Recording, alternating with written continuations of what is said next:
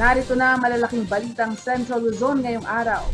Justice system ng Pilipinas, pinalakas ni dating Pangulong Noynoy Aquino, ayon yan kay ex-Chief Justice Sereno.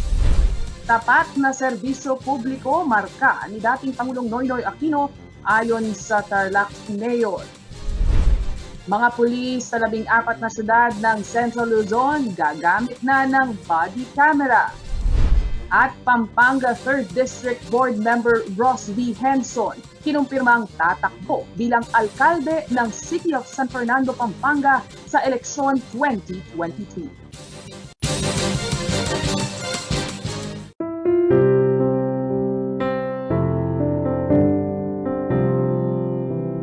Maya Pabengi, Pampanga, magandang gabi Central Luzon. Si Nicolette Henson Hizon. Narito na ang mga nangunat tinutupang balita ng CLTV News. Pinasalamatan ni dating Chief Justice Maria Lourdes Sereno si former President Noynoy Aquino dahil sa malaking naiambag nito sa justice sector ng bansa. Ayon sa dating punong maestrado, ang tapat na pangungobierno ang isa sa pinakamagandang iniwan ng yumaong Pangulo. Sa two-page statement ni former Chief Justice Maria Lourdes Sereno, inalala niya si dating Pangulong Noynoy Aquino bilang mabuting tao at responsableng lider ng bansa.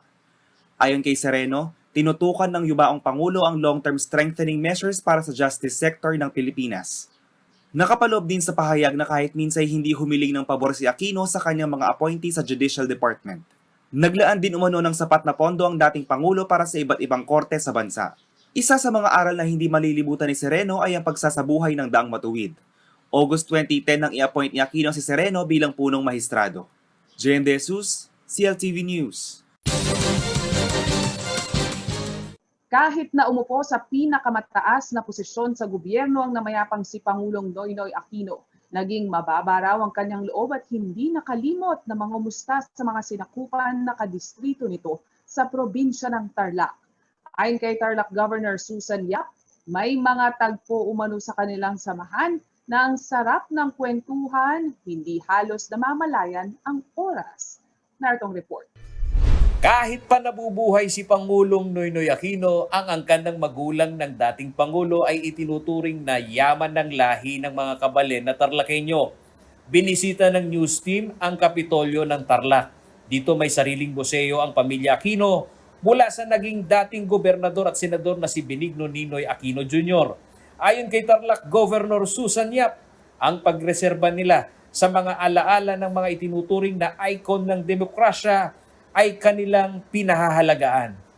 Dito ay hands-on naman umano siya sa koordinasyon sa pamilya Aquino, lalo't ang pagsisinop sa mga artifacts ni Ninoy at Cory ay naitago sa museo ng mga Aquino.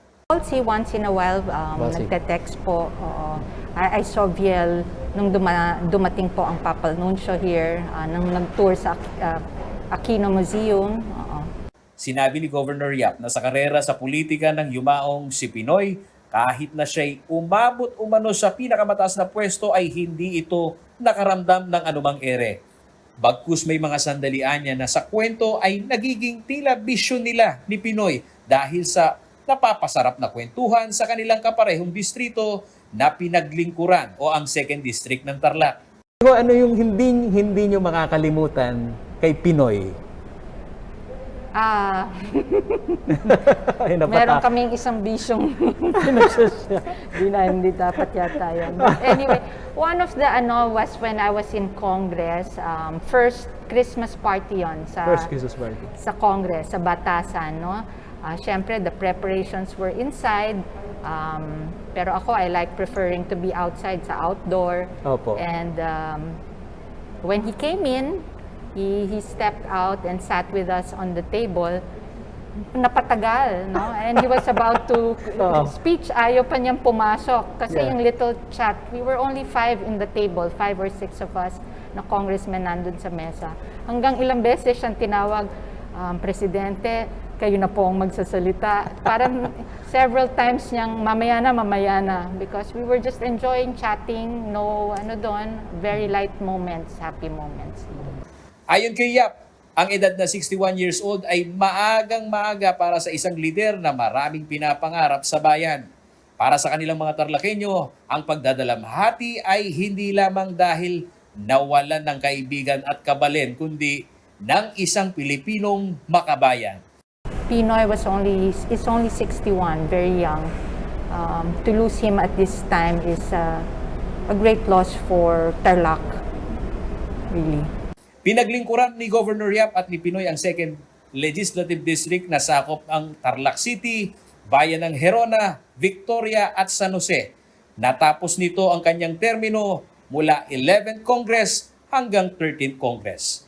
Paulo G. Santos, CLTV News. Sa pagbabalik ng CLTV News, tapat na serbisyo publiko marka ni dating Pangulong Noynoy Aquino, ayon yan sa mayor ng Tarlac City. At mga pulis sa 14 na syudad ng Central Luzon, gagamit na ng body camera. Magbabalik ang CLTV News.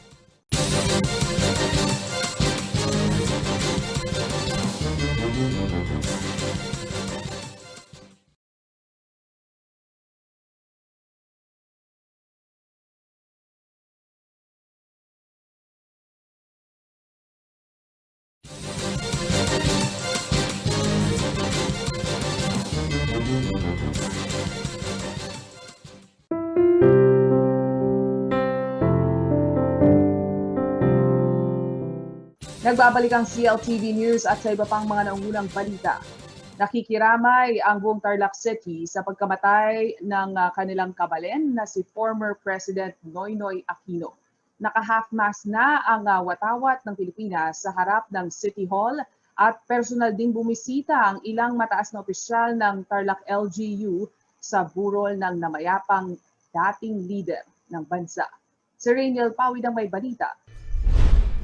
Naka-half-mast na ang watawat ng Pilipinas sa Tarlac City Hall bilang pagbibigay respeto sa yumaong si dating Pangulong Benigno Simeon Noynoy Aquino III.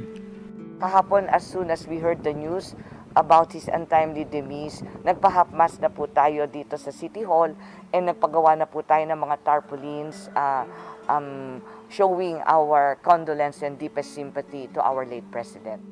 Bukod sa pagiging Tarlakenyo, naging malapit din si Pinoy at ang kanyang pamilya kay Tarlac City Mayor Christy Angeles na nooy volunteer secretary ng kanyang ina na si dating Pangulong Corazon Aquino. Ayon kay Angeles, naging modelo niya sa pangungobyerno ang dalawang Aquino. Inspirasyon niyang maituturing ang walang sawang pagtulong ng dating Pangulo lalo na sa mga kapuspalad. Nag-start ito when Ma'am Cory stepped down from the presidency in 1993 and she came here to Tarlac to organize the Piso't Puso Tarlac Foundation. Mula 1998 hanggang 2007 ay ginugol ni Aquino ang kanyang panahon bilang kinatawan sa ikalawang distrito ng Tarlac. 2007 din nang maihalal siya bilang senador ng Pilipinas. 3 taon nang lumipas, naging ika-15 Pangulo ng bansa ang Tarlakenyong si Pinoy. Rainiel Pawid, CLTV News. Matapos ang halos 4 na taon, ang ipinangakong body-worn camera sa PNP ay naipamahagi na sa 14 na syudad ng Central Luzon. Isa dito ay sa Mabalacat City PNP. Paano nga ba ang paggamit nito? At gaano ito ka-epektibo para mabantayan ang mga operasyon ng kapulisan? Yan ang inalam ni Paulo G. Santos. Ang Mabalacat City ay kabilang sa 14 na syudad sa Central Luzon na napagkalooban ng 16 na unit na body-worn camera. Mula sa press release ng Central Luzon Regional Office ng PNP, sinundan ng CLTV News Team kung gaano ito kasilbi sa pulis. Sa 16 na unit na ipinagkaloob sa Mabalacat City PNP, 4 ang may SIM card na kayang magbigay ng live feed na bumabato ng video and audio streaming sa Tactical Center ng Pambansang Pulisya mula sa Regional Office hanggang sa headquarters di umano sa Camp Crame. Nakikita natin yung pag-perform nila ng duty nila. Kasi ang purpose po nito, at least real time po, nakikita natin kung ano yung ginagawa ng ating mga kapulisan. At maiwasan po natin yung sinasabi nila na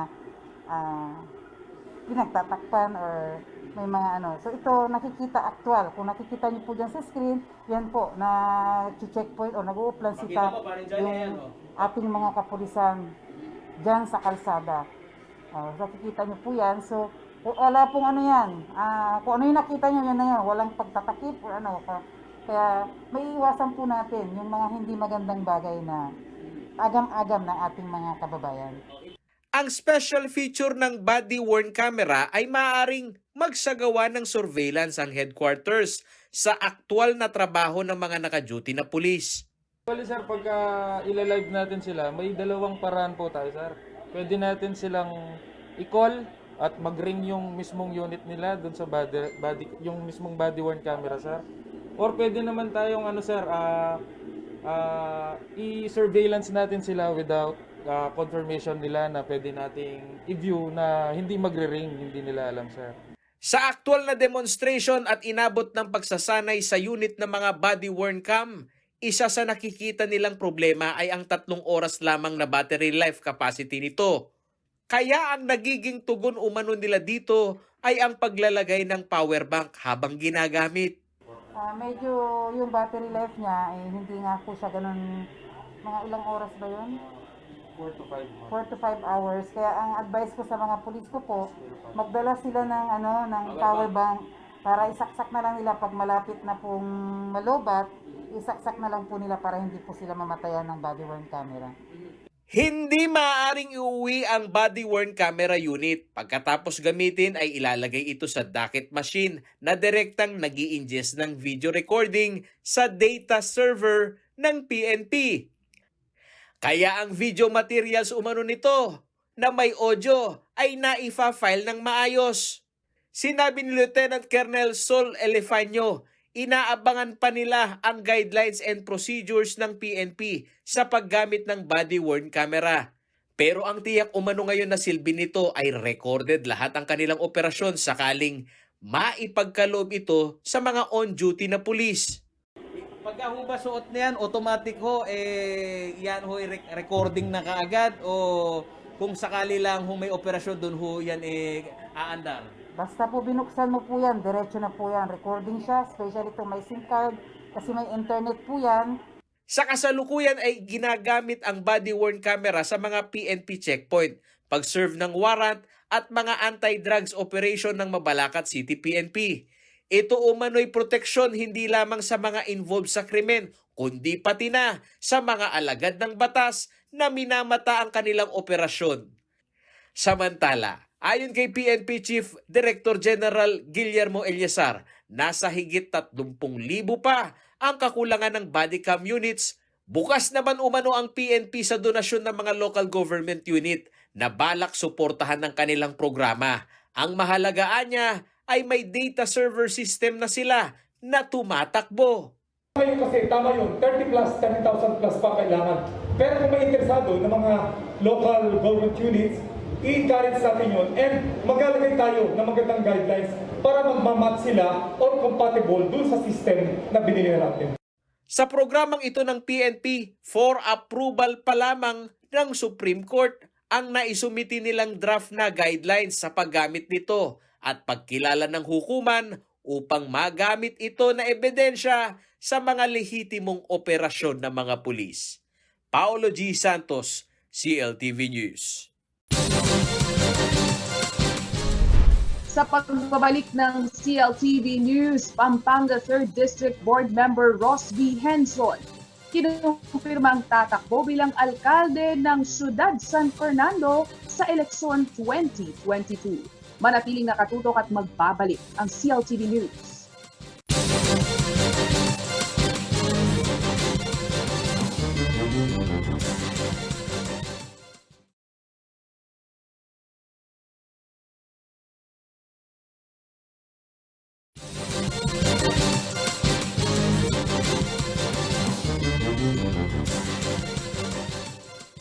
Nagbabalik ang CLTV News.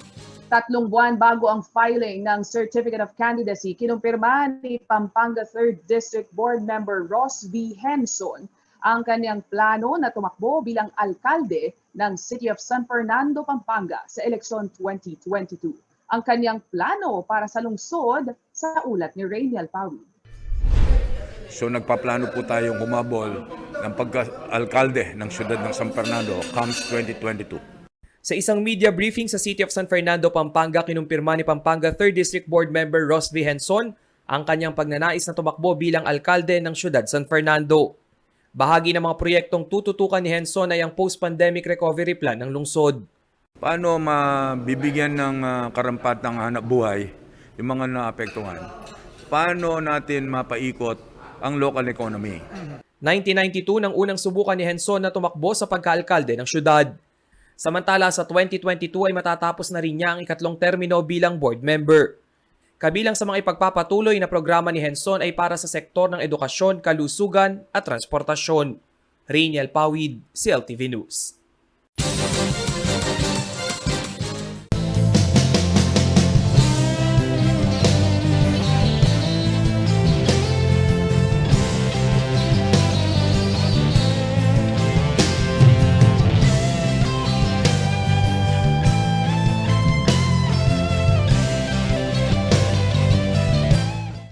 At yan mga balitang nakalap ng CLTV News. Para sa karagdagan pang detalye, maaari niyong i-follow ang aming social media pages at CLTV36 Official, at CLTV36 News, at CLTV36.